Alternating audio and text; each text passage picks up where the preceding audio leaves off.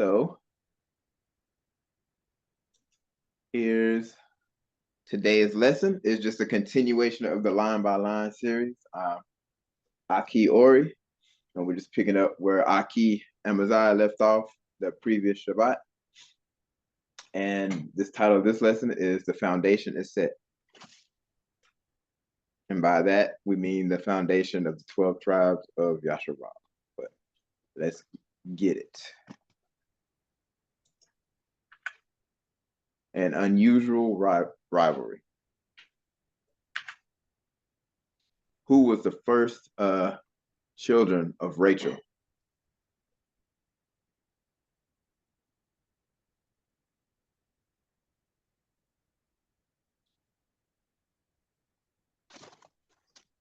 Does anybody have an idea? Possibly. Let me open up the thing. Joseph and Benjamin.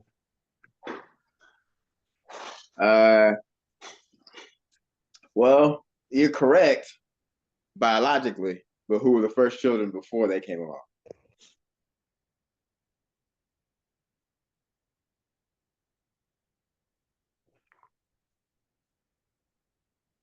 If nobody knows, that's fine. Let's go ahead and read that answer. Let's read Genesis chapter 30, 1 through 8. Who wants to get it? I'll go ahead and I'll read it. Oh, you got it? Okay, cool. Right ahead. Yeah. And when Rachel saw she bare Jacob no children, Rachel envied her sister and said unto Jacob, Give me children, or else I die. And Jacob's anger was kindled against Rachel. And he said, Am I in God's stead? Who hath withheld from thee the fruit of the womb? And she said, Behold, my maid Bilhah, go in unto her. She shall bear up upon my knees, that I may also have children by her. And she gave him Bilhah, her handmaid, to wife, and Jacob went in unto her. And Bilhah conceived and bare Jacob a son. And Rachel said, God hath judged me, and hath also heard my voice, and hath given me a son. Therefore called she his name Dan. And Bilhah, Rachel's maid, conceived again and bare Jacob a second son. And Rachel said, with great wrestling have I wrestled with my sister, and I have prevailed. And she called his name Naphtali. There you go. So Rachel's first foray into motherhood in a direct sense was was Dan and Naphtali.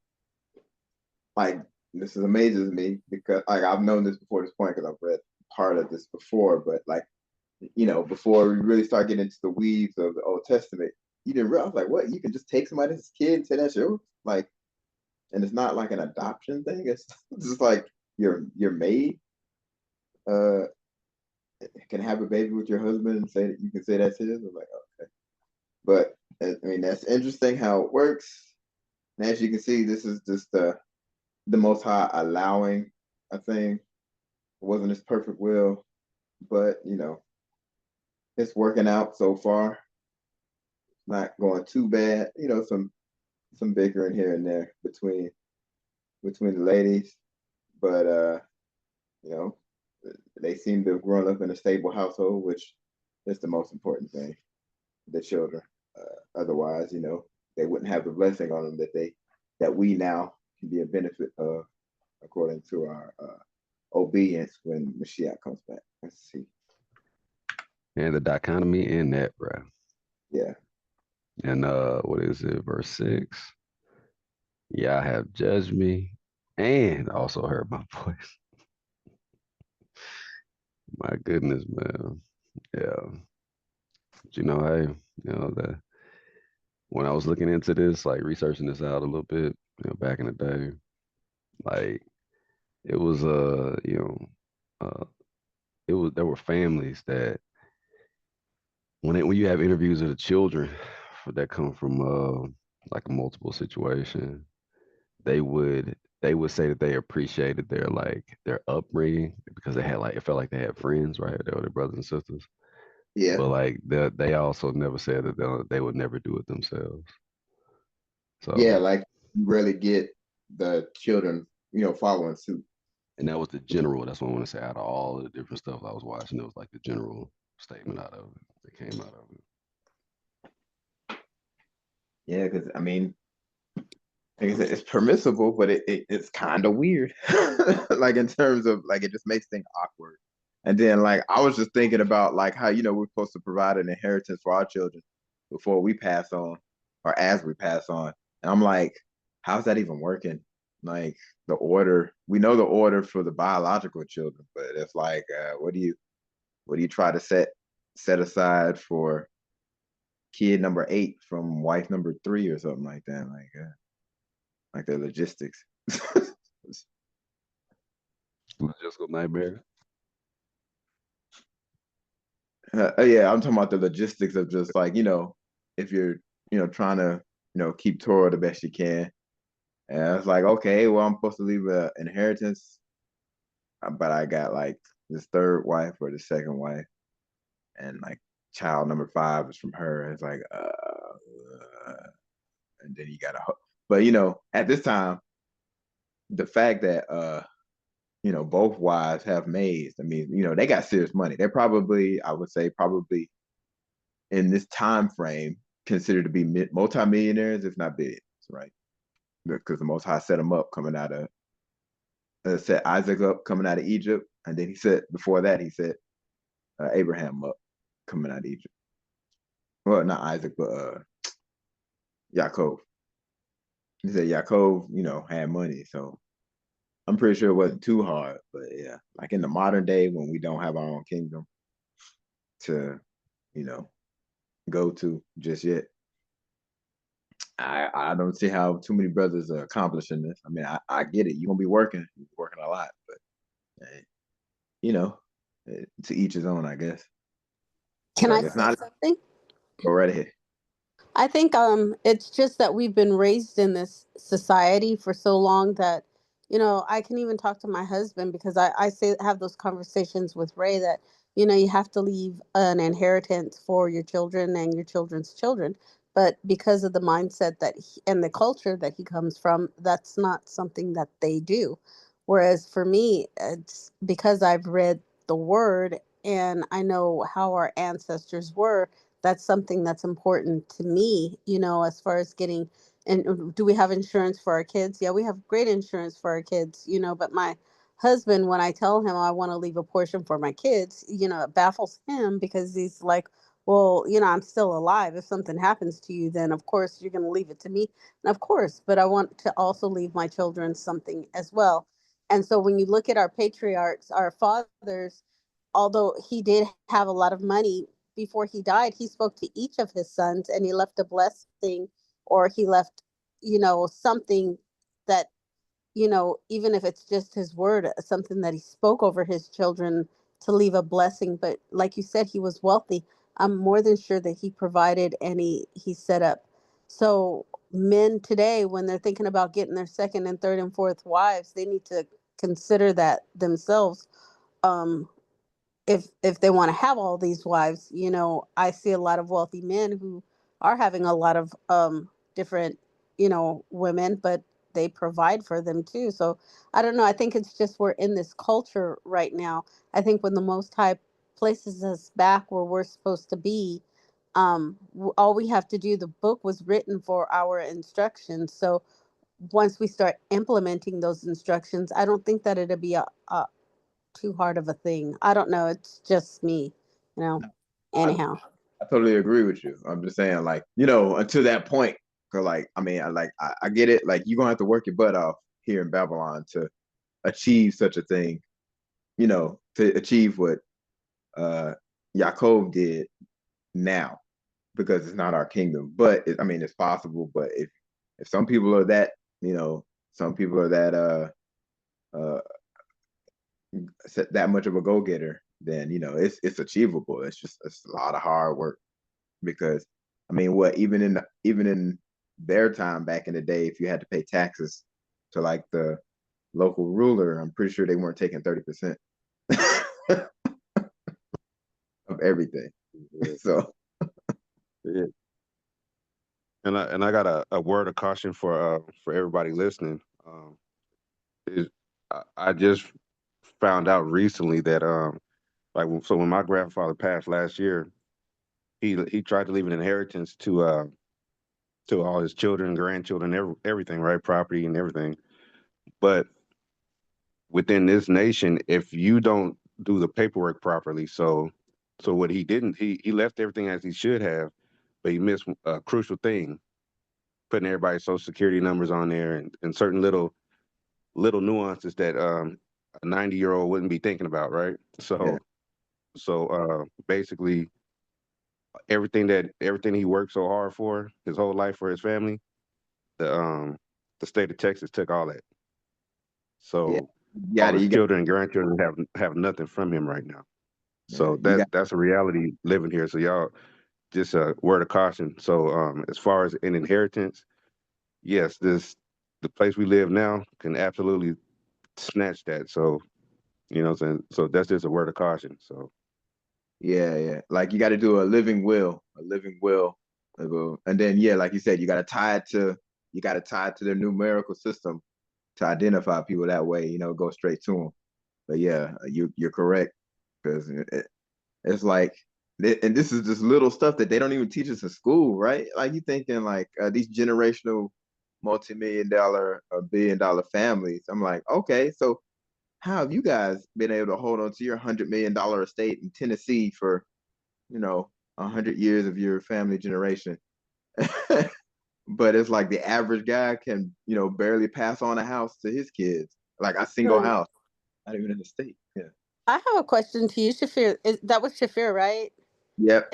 Yeah, because we're going through that right yeah. now. But Hmm. we're going through it, but it's probate. We're actually, there's no way that you all can just perhaps hire a probate attorney, and that should get the ball rolling, because I mean that's what we're in the process of doing, our probate. The only thing is, my brother and I, older one, of course, we agree, and I'm the executor. But then I have a younger brother who's on, I'm just going to keep it real, he's on drugs and got out of jail, and he's still ripping and rolling. And I've decided I'm just not going to, do the things that my mom had a lot of requirements, but he's going to lose the house anyhow. So, we have to go through probate. He can have it, but have him sell, buy us out of it and let him have it, period. But the probate attorney should be able to handle all of that, get all the assets, have the court, freeze it, because that's what we had to do. We had to freeze everything, so that taxes and everything wouldn't take the house. So, that's just also, just, some advice. It might be too late or something, but, just a suggestion. Yeah, I appreciate it. I believe at this time it's a little too late, um, because the conversation around it, and I was just mentioning because it's crazy, because that's like according to the scripture, it's our right to leave things, to leave Yeah. an inheritance to our children and grandchildren. It's our personal right, and for this to be a Christian nation, to say that they go off the ordinance of the Bible, but they don't. You know what I'm saying? Because this is basic. So to take Yeah. something that is not yours is, that's America. So, but the thing is, it's like you can leave something to your children and think, okay, when I'm gone, no problems. But until another entity steps in and says, nope, there's a problem with that. So there's something that's given to us from Yah to that we're supposed to do. Hasatan always has a way of poking his nose in there and saying, nah, not so not so fast. Let me hold up. Let me take that too. So And like I wish they'd have been talking. Like I've never heard of even a lesson just on just this, like how to leave stuff in the church. Like I never heard this type of lesson in normal church. Like how to leave stuff for your family, like properly, to where it can't be, taken once you're gone. But you know, it is what it is. That was just part of the curses we're fulfilling, and now we're coming out of it. So, you know, knowledge is power type thing. But how did Leah bear more children when she was barren?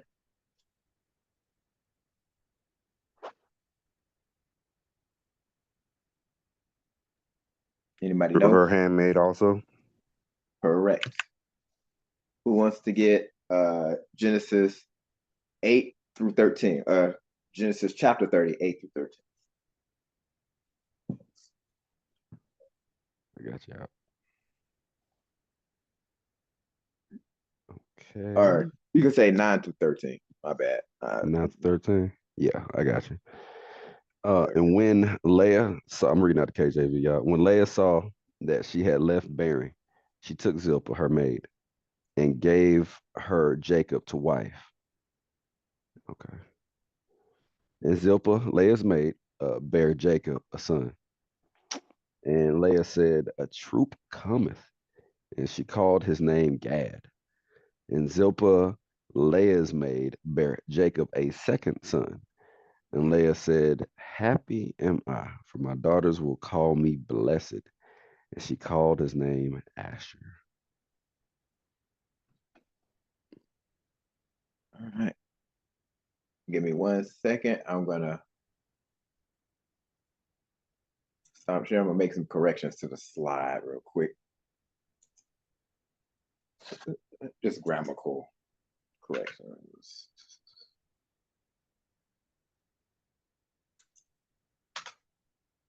And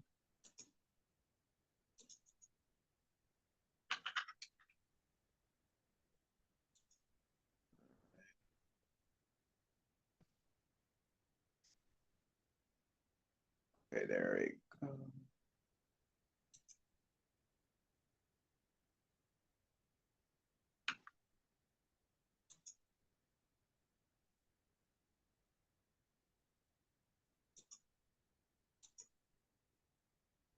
Share. Padah. And then full screen.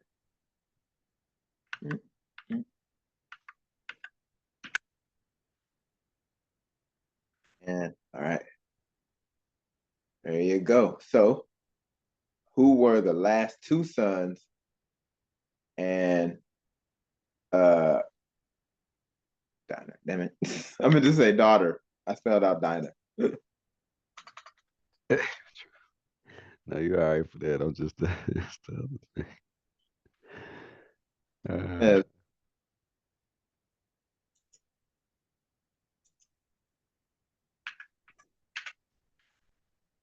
who were the last two sons and daughter of Leah? Well, I just gave well, you you gave one of the answers away. That's a good one. Well, I know the last two sons is people know. No, yes, no, maybe, possibly. Okay, if not, that's fine. Does somebody get Genesis 30, 14 through 21, please?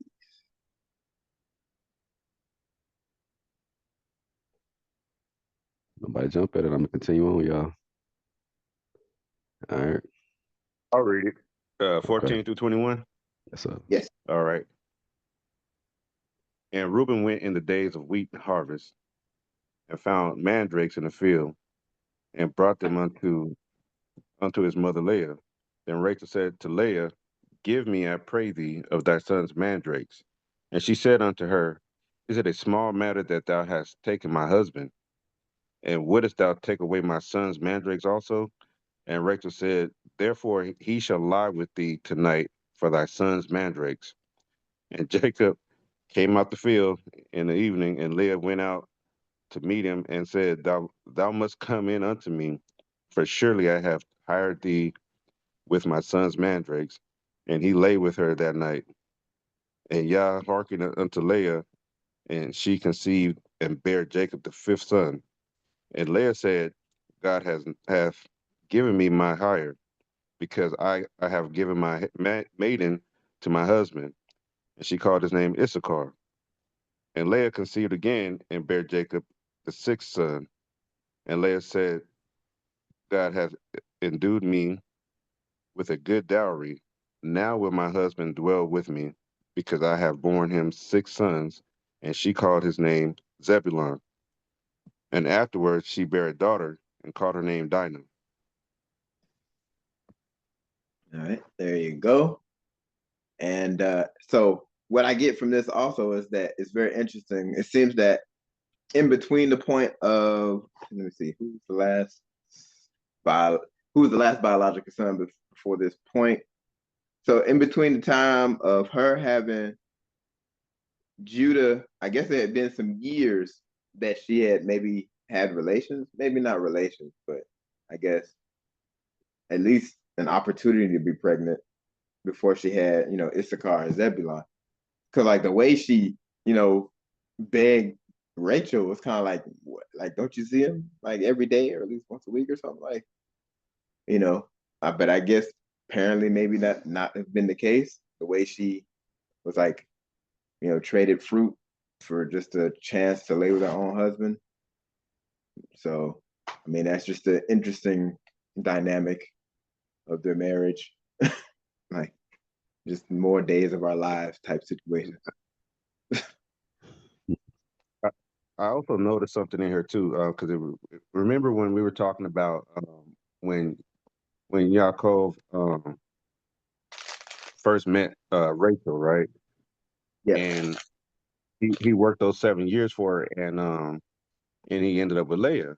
So I'm just thinking, like, we never really talked about how Rachel felt about that. You know what I'm saying? We talked about how Jacob felt, but we didn't say mention how did she feel about it. So now we actually see how she feels about it And in black and white. She said, is it a small matter that thou hast taken my husband? Right? But I thought that y'all are both married to him, right? yeah. So it looks like, to your point of being a rivalry, it looks like she felt like Leah took her husband, like she got hoodoo, she got played, you know. So that's the first thing that stood out to me, and then they proceeded on to drug Jacob. So that's wild in and of itself. But Yeah. Oh, can I interject something here? Go right ahead, Ema. It was Leah who said that. Leah says, is it a small matter? Let me go back and read. It says, in the days of wheat harvest, Reuben went and found mandrakes in the field and brought them to his mother, Leah. Then Rachel said to Leah, please give me some of your mandrakes. But she said to her, talking about Leah said that, is it a small matter that you have taken away my husband? Would you take away my son's mandrakes also? So, I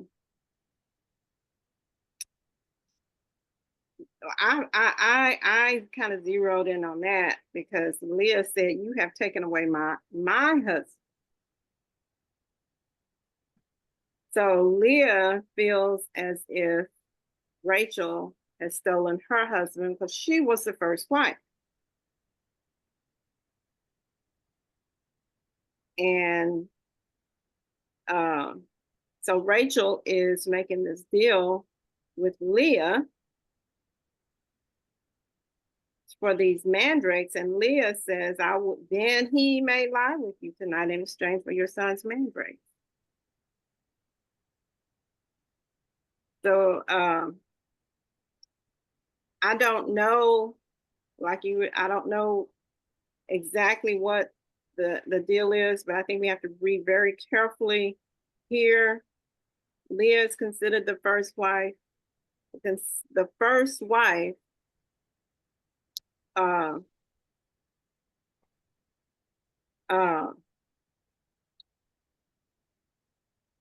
such as well, I know she gave her servants, but Leah was the first one that was given to Jacob. And I think she has a different position. But because Jacob loved Rachel so much, he spends more time with Rachel than he does with Leah. And that was a bone of contention between those two, because Leah considers herself the first wife. You get what I'm saying? Yep. I mean, that's what I was thinking too, because like, you know, like in a movie or TV show where like you have this guy, he's real successful, whether he's a doctor, lawyer, or businessman or some sort, but he's always hanging out with the mistress instead of instead of the wife. That's kind of how I see it. Well, if you look, I've watched a lot of African movies and shows Oh, that Nollywood. depict depict the, you know, the man saying that he's gonna get another wife. Well, it never really kind of goes good over with the first wife, because the first wife is still basically I don't know how to say it. She's the head wife. Yeah. And so she is still, like, you know, it says in Torah, you know, though you shall not diminish the first wife. If you take a second wife, that one shall not be diminished. It also means in priority. So there's a lot going on with Rachel and Leah, even though they're sisters. There's a lot going on because Rachel feels some kind of way because she has not had children and Leah has. But Leah also feels some kind of way because she's the first wife, but Jacob spends all of his time with Rachel. So that, I think there was their contention there. And so this competition to have children, because the culture back then for women was to bear children. And the more children you bore, that was believed that your husband would love you more. But that's why Jacob said, all right, you know, or was it Jacob? You know, he kind of got upset with Rachel because he's spending all this time with Rachel. He probably showering her with all kinds of love and affection and everything, really favoring her over Leah, but still she's not satisfied because she feels like Leah has gotten one up on her because Leah has more children, she doesn't. So we got to take all that into consideration, right, when we talk about it. It's not just, you know, I think we forget how important childbearing was to women back then. It was important. Not only was it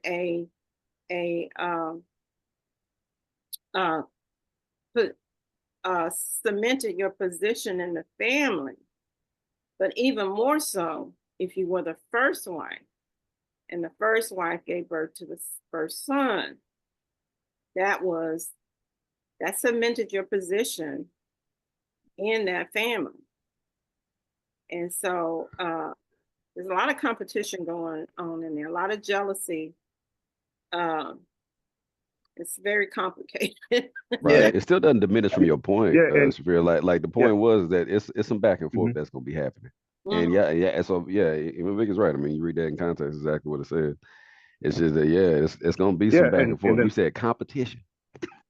May I say something? Yeah, and I stand corrected because the actual Reuben's actually mentioned in there from Leah, so I do stand corrected, and I appreciate the correction, Ema.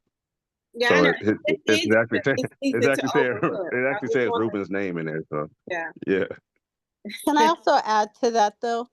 To go along with everything that Ema already says, there was great contention because we already know when we read the other books. I don't know if it's Jasher or if it's Jubilees. I'm not sure.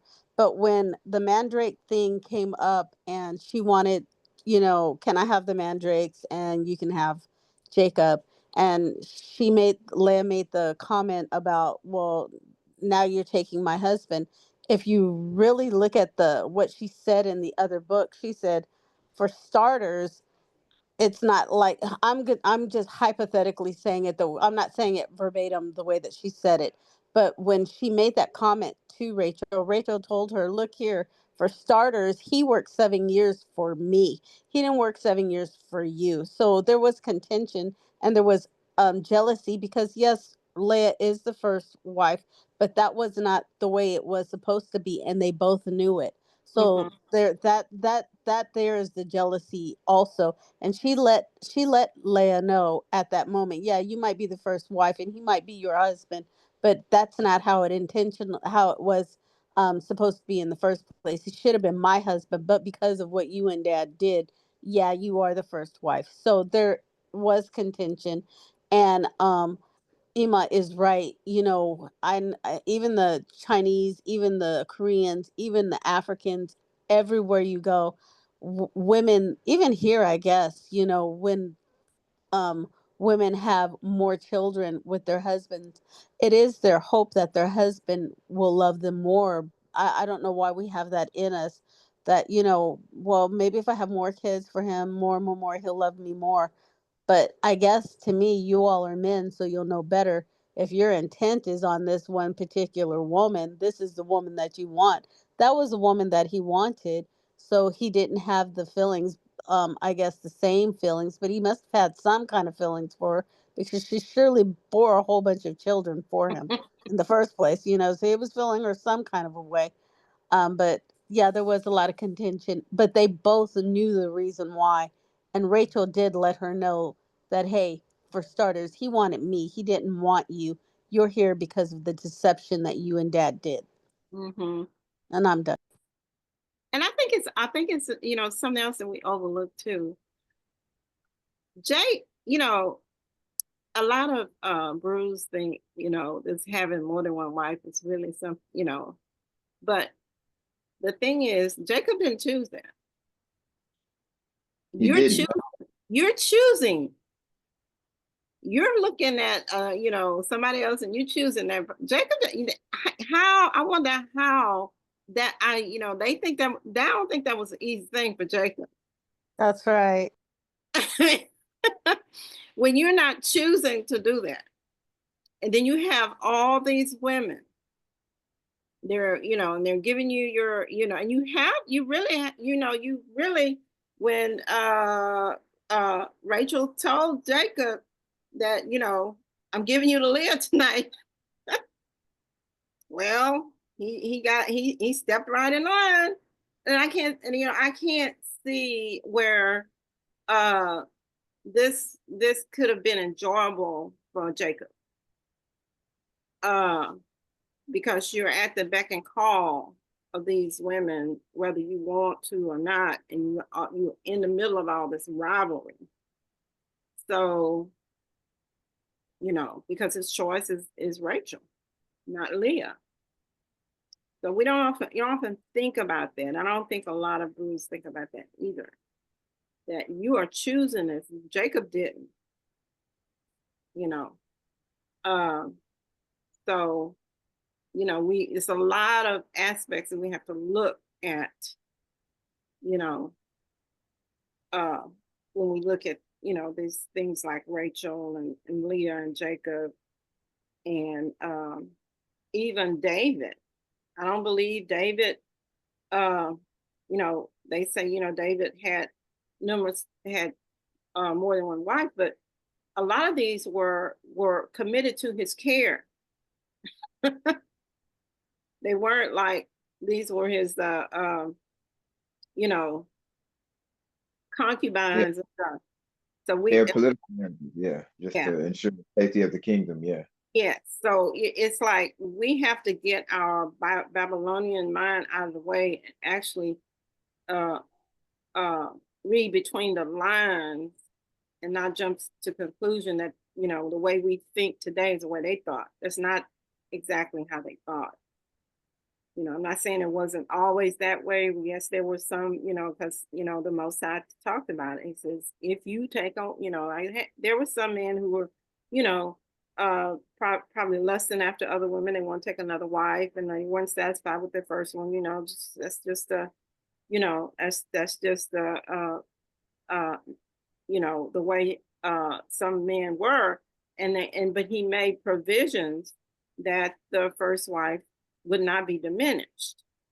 So, I just wanted to throw that little thing in. There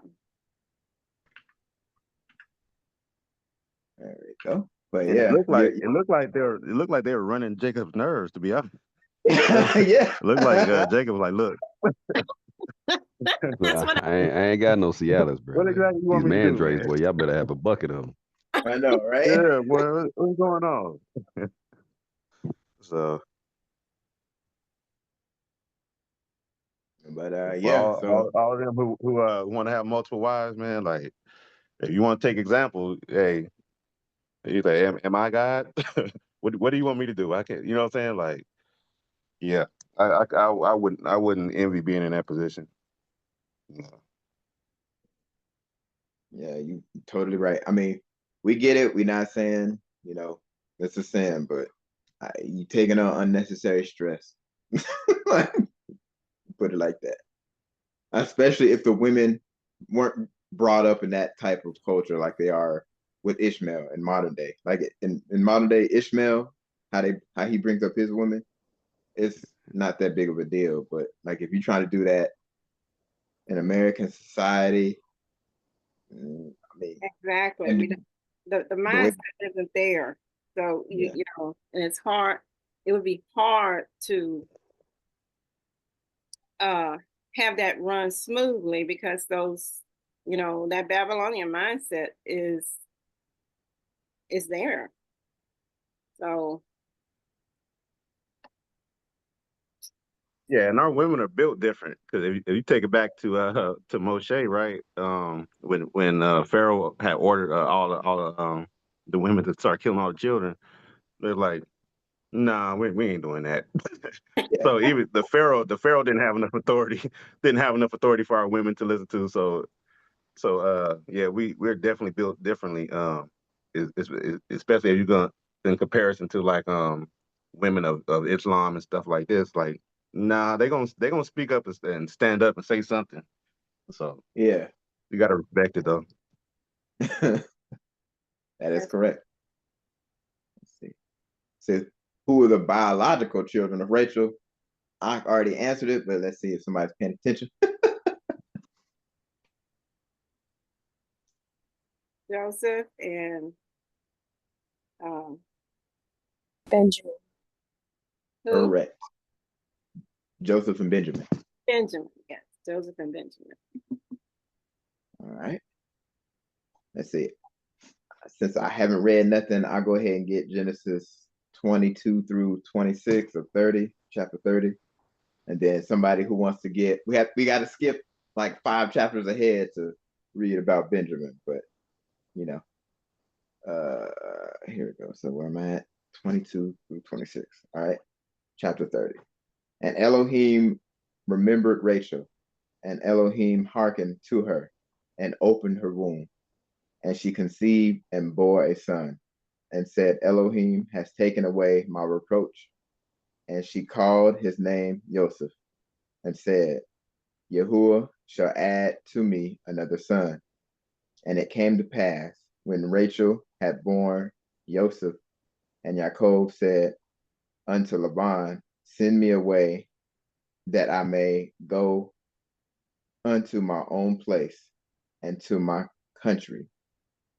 Give me my woman and my children for whom I have served you, and let me go. For you know my service, which I have done you. There you go. And then we do this.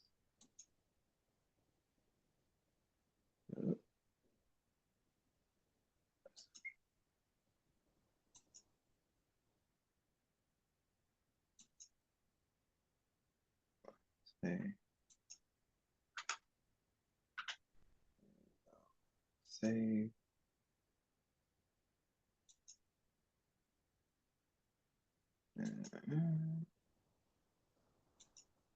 Yeah, we're gonna give you the newborn pass. Yeah. Good.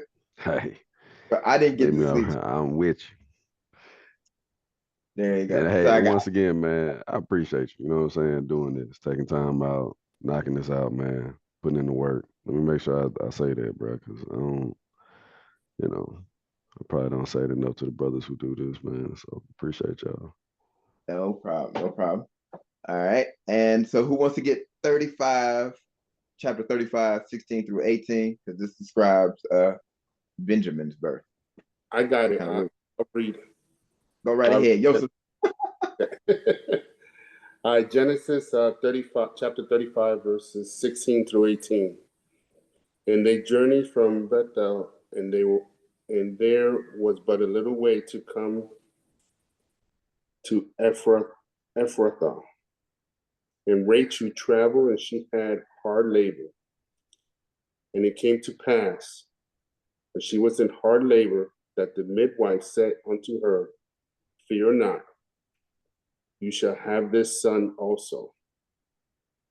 And it came to pass, as her soul was in departing, for she died, that she called his name Ben-Oni, but his father called him Benjamin.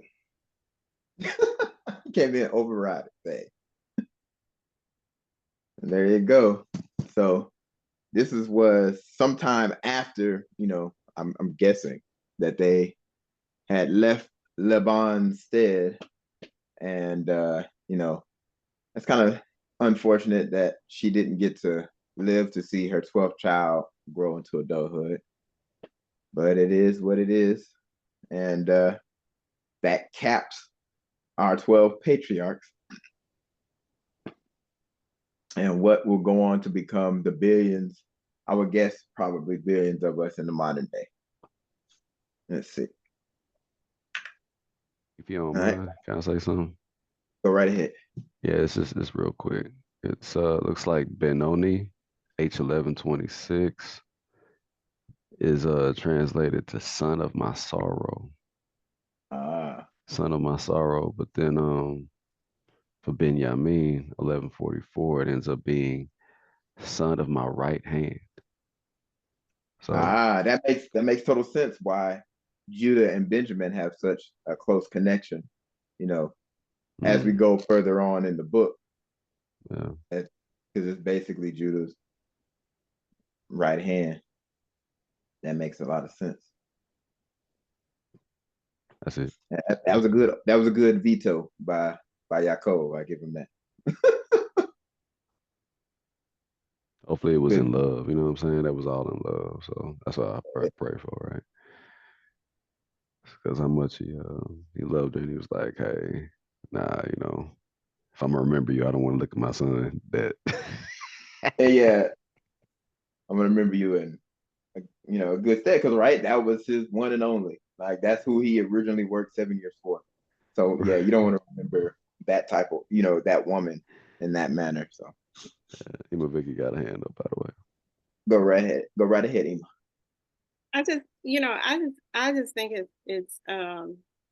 it's really an awesome thing how these names all mean something. They're prophetic, and how even Yaakov on his dying bed, he blessed his children, and spoke prophetically over them.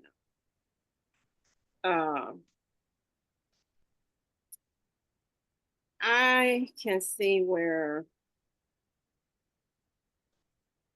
years ago that probably would have been something that we had kind of a inkling to do.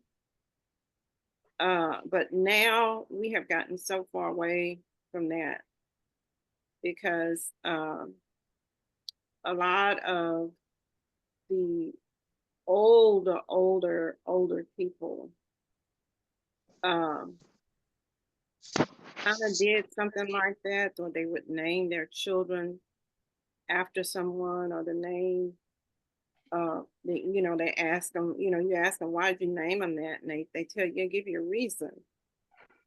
Now we just name babies because just like the name.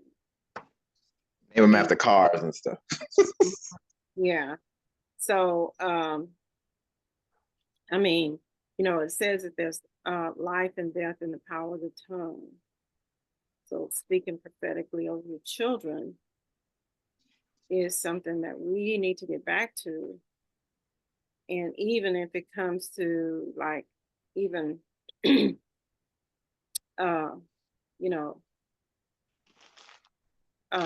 renaming our children, say, I'm going to call you this and I'm going to call you that, it's, it gives a new meaning to the power of the tongue. And I think if you connect it to the Most High, and you realize that, and you name your children accordingly to either something that they have that you experience with them, or something that you hope to see in them. I believe that's a prophetic thing. It's more to that than we realize. And the reason I say that, because I was talking to some people at where I work, and we're all former teachers, and we were talking about the name Jesus and the name Angel. I've had many students named Jesus and Angel, but guess what? They were holy terrors. Like, it can't be. I mean, and they agree that every angel I've had has been horrible. Every Jesus I've had has been. So it's like so. I believe there's something in names. When you name your children,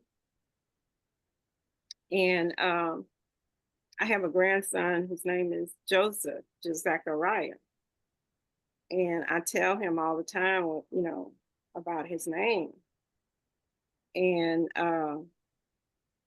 he's always been wanting to know about the Most High from a little bitty thing, and he's very in tune to what when you speak about the Most High, he's very in tune to that. So I think names have a lot to do with our children sometimes. So I think that that particular tradition or practice that we had, I think, was so important to them because they understood. I think they understood the power of names, and every time you speak that name, you're speaking that what that name means. So I think it's a lot to think about. You're correct, Ema. Because we made sure that when Or was born, that he had some strong, dynamic names, and names that, sound kind of fun, like because Yah-Yah is one of his names, but for the layman who doesn't know scripture, doesn't even know, they don't know our history, it sounds kind of like one of those kind of like Ray Ray or TT type names, but that name has actually got a very strong connotation of a king. Yes. Which is cool. I like that. I like that dichotomy of it. And then Azarel, which is his second middle name, which my wife gave him, that means Yah or God is with him. So, hopefully when he gets older, he might not necessarily be a king, but be a business, a strong business leader or something like that, or like a strong impactor of his community. And then, that means whatever his work is that he does throughout his life, that the Most High is with him and he'll prosper. So, but yeah, you're right, Ema. I'm glad that, like, with those that Israel has been waking up since at least 2016 or more, that the Most High is like returning us to like remind us like, hey, don't just name them something that rhymes or you think is cool. Like, go back to your roots, understand where you come from, give them a name that reminds them of where they come from, of who they belong to. That way, they'll carry themselves as such. Yeah. Because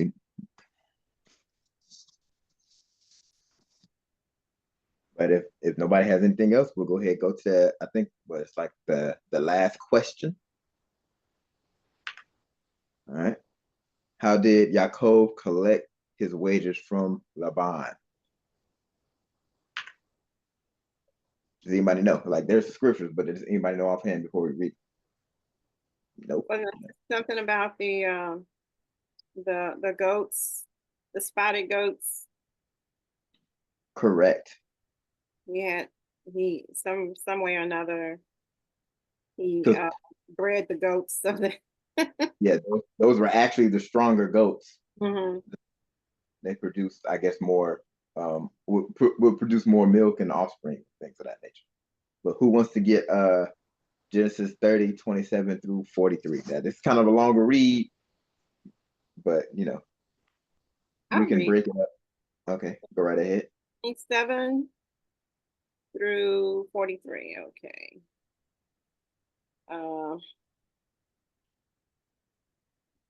Keep passing it up. Okay. Verse 27, Genesis 30, verse 27.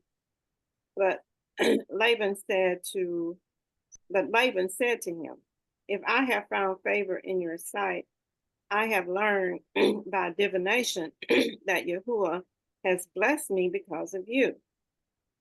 Name your wages and I will give it.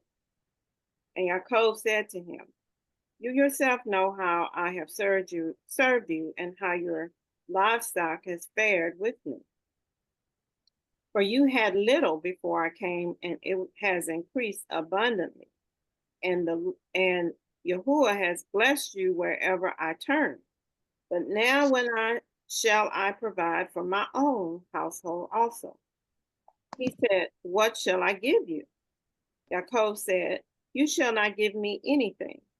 If you will do this for me, I will again pasture your flock and keep it. Let me pass through all your flock today, removing from it every speckled and spotted sheep and every black lamb, and the spotted and speckled among the goats, and they shall be my wages. So my honesty will answer for me later when you come to look into my wages with you. Everyone that is not speckled and spotted among the goats and black among the lambs, if found with me, shall be counted stolen. Laban said, good, let it be as you have said. But that day, Laban removed the male goats that were striped and spotted, and all the female goats that were speckled and spotted, every one that had white on it, and every lamb that was black, and put them in the charge of his son. And he set a distance of 3 days' journey between himself and Yaakov. And Yaakov pastured the rest of Laban's flock. Then Yaakov took fresh sticks of poplar and almond and plane trees and peeled white streaks in them, exposing the white of the sticks. He set the sticks that he had peeled in front of the flocks in the troughs, that is, the watering places, where the flocks came to drink. And since they bred when they came to drink, the flocks bred in front of the sticks. So the flocks brought forth striped, speckled, and spotted. And Yaakov separated the lambs and set the faces of the flocks toward the striped and all the black in the flock of Laban. He put his own droves apart and did not put them with Laban's flock. Whenever the stronger of the flock were breeding, Yaakov would lay the sticks in the troughs before the eyes of the flock, that they might breed among the sticks. But for the feebler of the stock, he would not lay them there. So the feebler would be Laban's, and the stronger Yaakov's. Thus the man increased greatly and had large flocks, female servants and male servants, and camels and donkeys. There you go. So Yaakov, after attending to Laban's flock for what, at least 14 years, had a good idea and understanding of how to properly breed the strongest livestock, and collected his payment. And he made it to where you couldn't say he stole from the flock, because they had such a distinguished look about them, kind of like Israel, kind of like how the Most High did us. Like, we have a distinct look about us. No matter what country we go to or where we're at, it's pretty easy to tell Israel.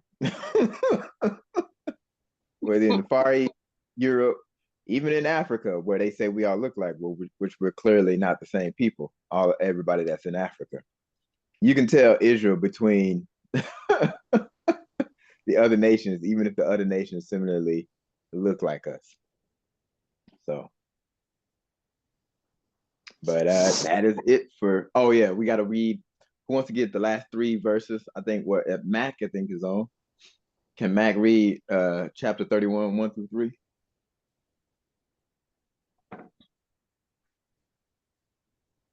Are the Bennett's here? I don't think the Bennett's might not be here. Let's see.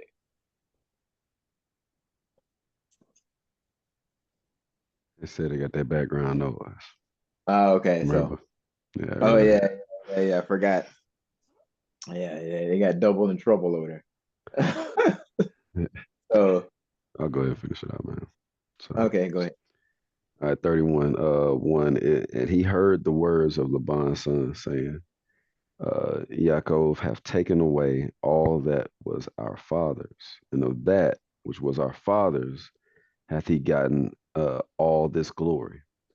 And Yaakov beheld the countenance of Laban, and behold, it was not toward him as before. And Yahuwah said unto Yaakov, return unto the land of thy fathers and to thy kindred, and I will be with thee. There you go. And this is a to be continued. And all you gotta do, if you want to read ahead yourself, for those who are going to be watching this later as we post it, we actually need to post the previous lesson too. Yeah, that's right. Life was lifing, man. Yeah, especially babies. Babies don't want to sleep and want to be gassy. But you go ahead and read ahead for those of us who are following along with us if you want to find out more. But it's kind of interesting, like, after all that Yaakov did for Laban, he still switched up even after he paid him. Like, what? This is what you agreed to?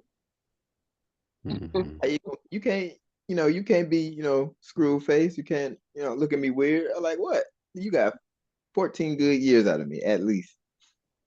And, you didn't go hungry, and your livestock didn't die. Everything prospered. I was like, you can't be upset. I'd have been like, if I'd have been Laban, I'm like, hey man, I shouldn't have done you dirty like that. I'm sorry. Thank you for the blessings that you put on my household. I come visit, every now and then. But that's kind of how our people are, unfortunately. It is what it is. I'm still wondering what those sticks have to do with. I'm still wondering about. Yeah, to make something stronger, to figure out which ones can be the stronger and which ones be the feebler. I don't know. I'm still searching for that and on the lookout for anything to help me understand that. I just don't know. Yeah. I guess like the only way to kind of possibly figure that out is figure out like what type of trees were in that region at the time. Because what cedar? in that region at the time. I don't know, like, right? And then like because he took a branch from the, and I guess maybe the what's it called, the resin from the branch or something might have spiked the That's, drink. that's something he put it in the water, right? In the water.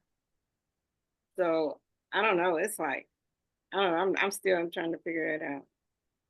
Maybe one of these days we'll find something that supports that. I'm still trying to figure that one out. And here is the chart for those that'll be watching this later. Just a refresher of the order of things of the 12 tribes of Israel. You got Abraham and Sarah, Isaac and Rebekah. Then you got Jacob and his 4 wives. And then you see the order of the children that were born. I didn't realize Benjamin was last, though. I didn't really realize that until, went back and read it. I knew Benjamin was one of the, you could say, more key sons of Yaakov, but I didn't realize he was the last one. And then also when he was the last one, his mother unfortunately passed away. Yahuwah called her home. So I guess that got rid of some strife because the first wife was the only wife in authority, right? After that happened. So, and I think what Leah, as it said, we read last week, Leah was more of the tender-hearted. So I would guess that she was probably still, very loving to all of the children, not just the ones that came from her womb, but to all of the other children. Because didn't one of you guys say like either in Jasher or maybe it was like the Testament of the Patriarchs, how Yaakov said he truly did love Leah. He just, didn't show it like he should have, I guess.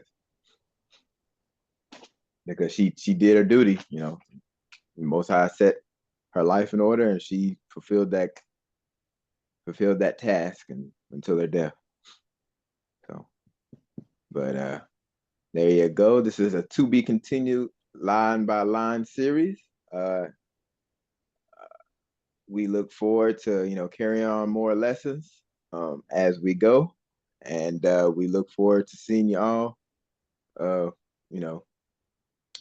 If there's somebody out there watching that might want to try and fellowship one day, that's fine. Just get in contact with our email in the description. But we're gonna go ahead and read out our closing. I'm gonna read out our closing scriptures, just to reaffirm like our responsibility while we are here in this realm until Mashiach comes back, and to say thank you for watching and listening. Here we go. Oh. I'm gonna have to minimize this window so I can see everything. Okay. Hey, I'm gonna go ahead and read by myself, and then we'll close it out. 1, 2, 3. Let us hear the conclusion of the whole matter. Fear Elohim and guard his commandments, for this is the whole duty of man. For Elohim shall bring every work into judgment with every secret thing, whether it be good or whether it be evil. And that is Ecclesiastes 12, 13 through 14, Old Testament. And then our second closing scripture is, here is the patience of the Kodashim. Here are they that guard the commandments of Yahuwah and the belief of Yahusha, which is from Revelation, New Testament 14, chapter 14, verse 12. We say thank you for listening, and shalom, shalom, shalom.